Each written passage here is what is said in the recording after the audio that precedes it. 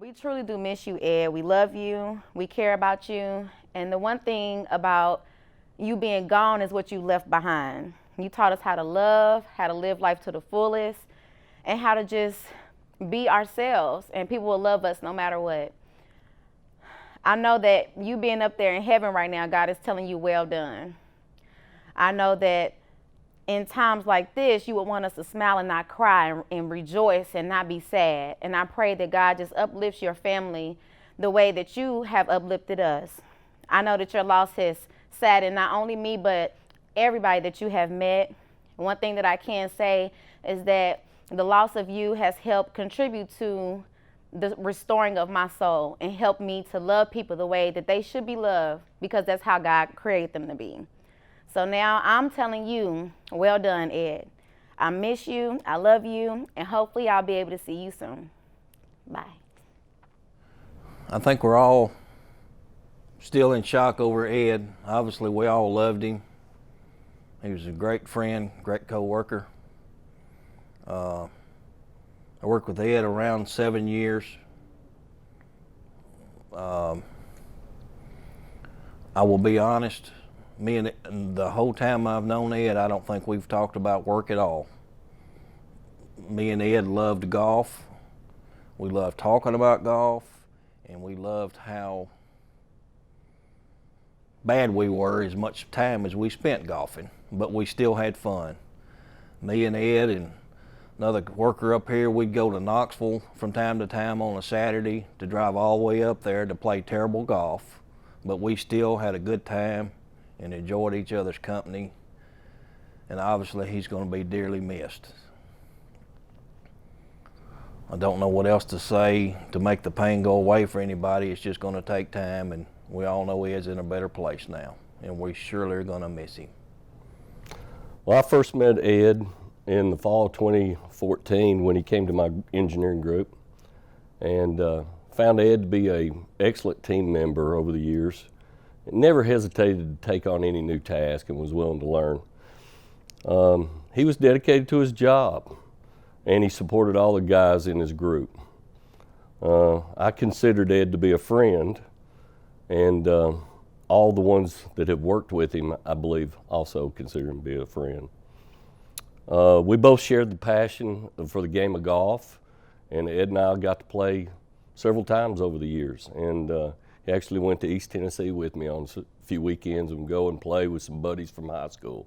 And all the guys that I ever knew who met Ed found him to be a friend.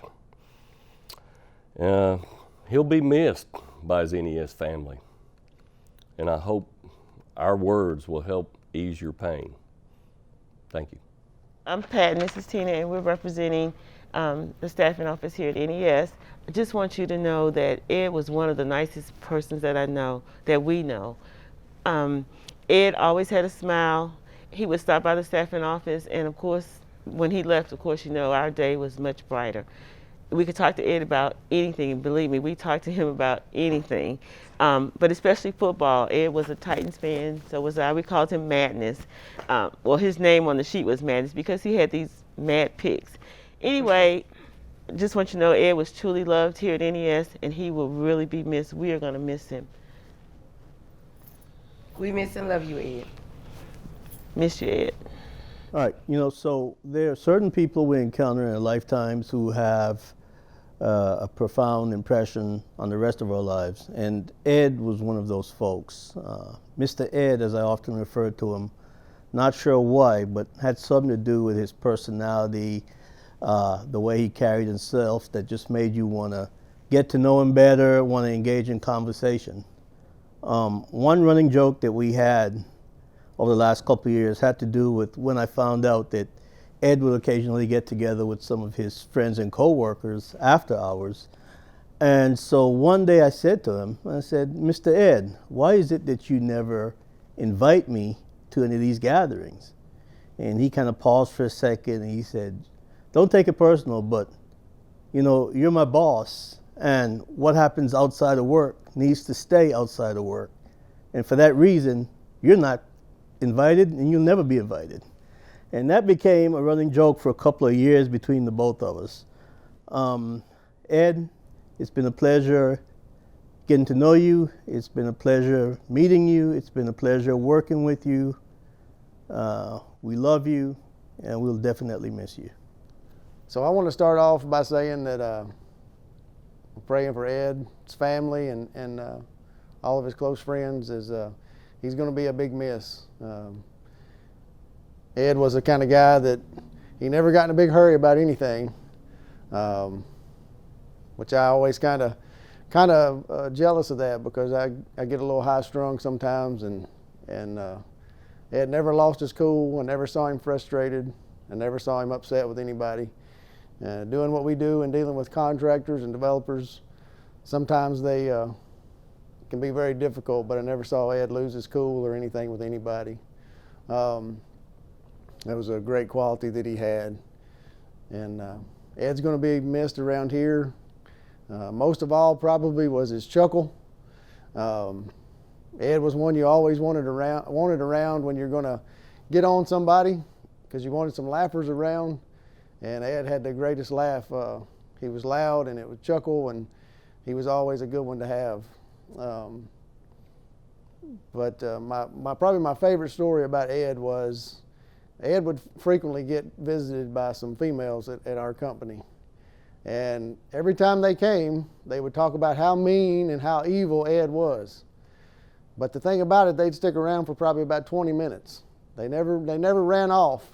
Ed was at his desk, sitting in his chair doing his work, and they were always standing there talking to him. So I never could figure out exactly how evil he was, because every 2 or 3 days they'd come back again. So never did figure that out. And also would see him quite a bit at the cafeteria, and they were always buying his food for him. So whatever that evil he had was, it worked out for him. But Ed was a great guy. I feel privileged to have gotten to know him. Just want his family to know we're praying for you guys. It'll be a hole that'll never be filled with Ed being gone. Hi everyone. So Ed and I met about 9 years ago when he started working at NES.